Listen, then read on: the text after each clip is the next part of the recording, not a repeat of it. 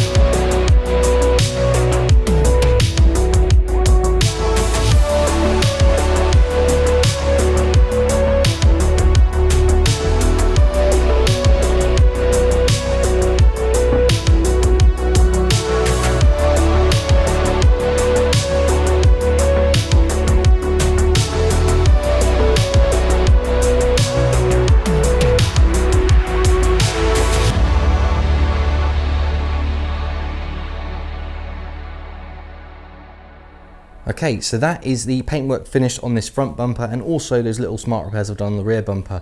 So this is base and clear, all on. This is gun finish only, so I'm pretty happy with the results here. As always, I'm working in less than ideal conditions here, so I do the best with what I've got. But as I said, this is a gun finish. When it's fitted to the car, once it's thoroughly cured, it'll be flatted and polished, so it'll look even better. But yeah, for this stage, I'm very happy with it. While this is curing, so I'm going to give this a few days to fully harden up before I do anything more with it, the same with that rear bumper, I'm going to get on and sort out the hazy and dull paintwork on the car itself. So that'll involve a lot of flatting and machine polishing, just to try and make the car come up as bright and as fresh as this newly painted bumper does. So that'll be the next thing I'm going to crack on with. As a reminder, this is the sort of thing I'm dealing with. Now this, I called it a C pillar in one of the earlier videos. So we've got A, B, C. Technically this would be a D pillar, but whatever. This is the worst part of the car in terms of the scratching and hazing on the paint. My assumption is this car lived in a country lane or something and turning into its drive or doing something the same every day regularly. A tree or a bush or a branch or anything has been rubbing against this car, and just day after day, week after week, month after month, year after year, it's caused this absolute mess. Now that's never going to be perfect, because if you look, some of these scratches are down to base, but I've already said I'm not going to make this car a concours example. As with a lot of the things I'm doing to this car, this is going to be a lot better when I'm finished with it. It's not going to be perfect, it's not going to be brand new, but it's going to be better. And that is kind of the level I've got to go to with certain things when they're as far gone as this.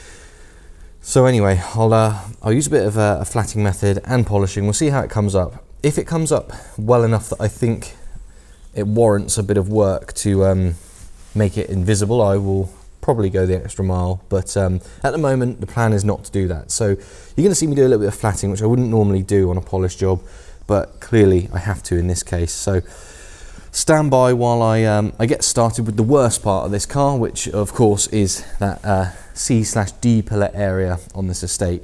That is where I'm going to start, and that's what I'm going to do right now.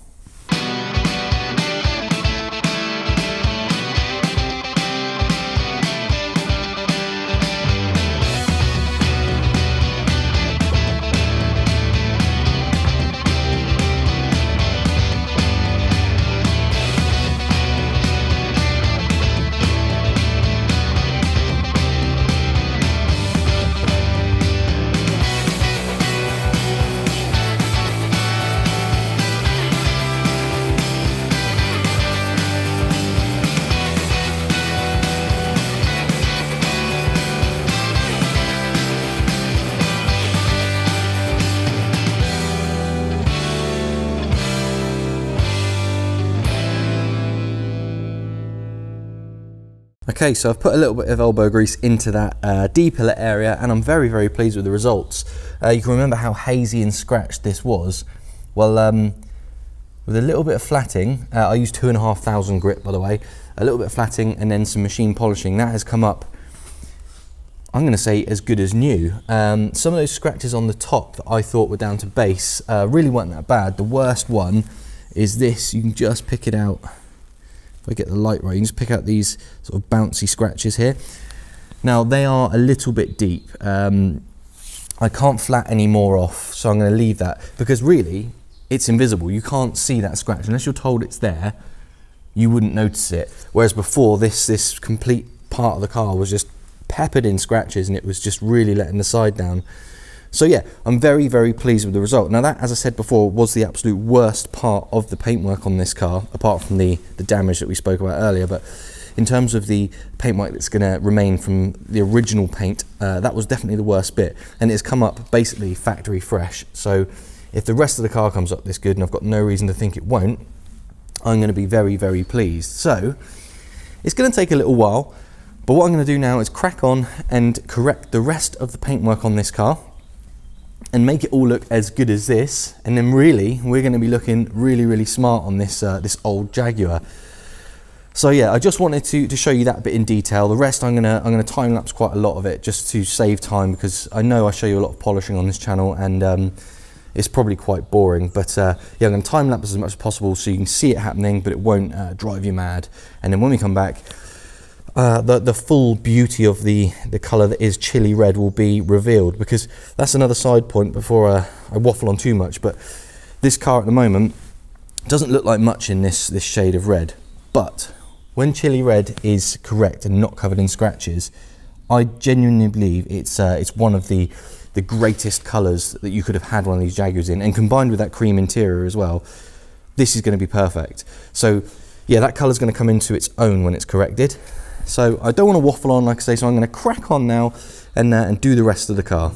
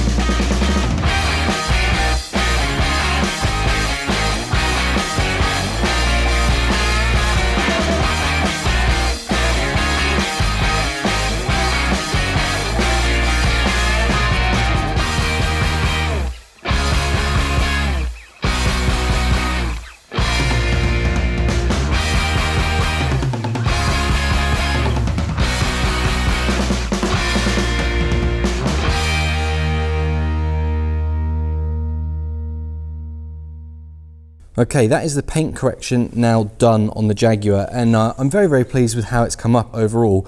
Obviously it's not perfect, there's a few minor marks and scratches around the car, but I'd say it's conducive with a car of this age, so I'm not going to be too mega fussy. The point is, it's much better than it was. A lot of that hazing has been removed. Case in point is that pillar I showed you before. Again, not perfect, but much better, and that is the theme of the whole car. Anyway, So that rather boring phase is done, and I can start looking at refitting this front bumper. Now, since painting, I've just been on and refitted all the little bits and pieces of this bumper, so the chrome trims, the fog lights, the reflectors, everything. So this bumper is now ready to go back onto the car. As per before, this hasn't been polished yet. This is gun finish, but I think it's actually pretty good for gun finish. So I will be flatting and polishing it once it's fitted to the car. It's just obviously a lot easier when it's on the car to do that. So you can see I've got the car up on stands at the moment, both wheels removed. You may have noticed in a previous episode I didn't put the splash liner in this side. That's now back in. So everything is really ready to receive that refurbished bumper. So that is the next phase, putting this bumper back on and giving this Jaguar its face back, and then, you know, we're getting there. You know, it's starting to look like a car again. So I'm going to crack on, chuck the bumper back on.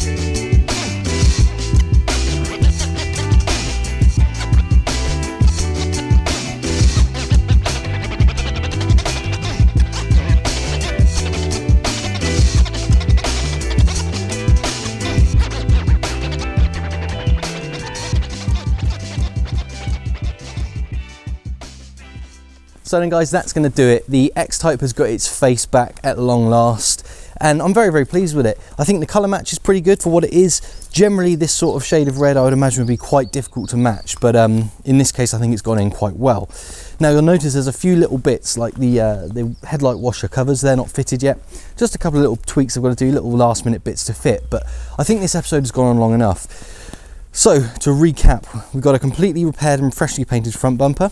That rear bumper has been smart repaired, and I'm really pleased with how that's gone in. Of course, we've got that new wing and new door fitted. They didn't need any paint because they were damage free, and they are, of course, the right shade. So the initial bits of horrible damage to the outside of this Jag have been dealt with, and I'm very pleased to say it is now at least looking like something you might want to drive. Obviously, there are still various things I need to do, but these wheels, I said in the first episode, are probably not going to get involved with the wheels. Now, a lot of you have been in touch and commenting and things and saying that it would be a shame to leave them the way they are, and you're right. I know you're right. So you can look forward to me tackling those wheels in an upcoming episode. Also, this thing has been machine polished, but it hasn't had its final waxing yet, so it will look even brighter than this. So that's another job to be done. Obviously, the interior, now that isn't really damaged. It just needs a good clean. Like those few little marks that are on the driver's seat, they'll get sorted.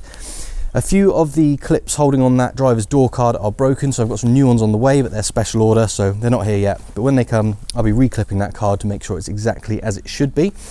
Then aside from that, I've still got to do the service on the engine. That's just basic oil and filters, just a normal routine service to keep up to speed with the history that this car has, which ironically is very good. When the service is done, I'm going to send it in for a fresh MOT, so it's going to have a fresh 12-month full ticket on it before it's sold. And then I think she'll be ready to sell. But anyway, let's have a quick look around the car now, just so you can see how she's looking compared to how she was when she first arrived. So let's have a look. Okay, so just a quick walk around to the outside to show you what's what. There's that repainted front bumper, looking absolutely lovely. New wing, if you recall, we had the damage to the wing there, all the filler was on show. Same with that door, no damage on these replacement parts, lovely. That rear bumper, you remember the big scuffs there, that's all been smart repaired, so I didn't have to repaint the whole rear bumper as I thought I was going to. Just a little smart repair, very happy with that. You can see there's still a little bit of a mess from where I was wet sanding. As I say, this car hasn't been finally detailed yet, so that's why there's still a few little bits and pieces like that you can see. The other bit of damage was just here. You can see that's all been rectified. Again, smart repair, no need to paint the whole bumper. That was a bit of a saving grace. The car looks nice and bright, but as I say, it's only a machine polish at this stage. It hasn't been waxed. Once it's waxed, it will look even fresher than it does already. But anyway, this was just a very, very quick final walk around just to bring you up to speed where we are at the end of episode 3. Still a lot more to do, but the end is in sight, and I think this Jag is going to make a lovely addition to someone's home. So anyway, as always guys, thank you ever so much for watching. If you've enjoyed this and you're not already, please make sure you're subscribed, hit the notification bell, and you'll be told as soon as a new video comes live, and you'll see what happens to this Jag in the next episode. Anyway, as always, I will catch you on the next one. Cheers.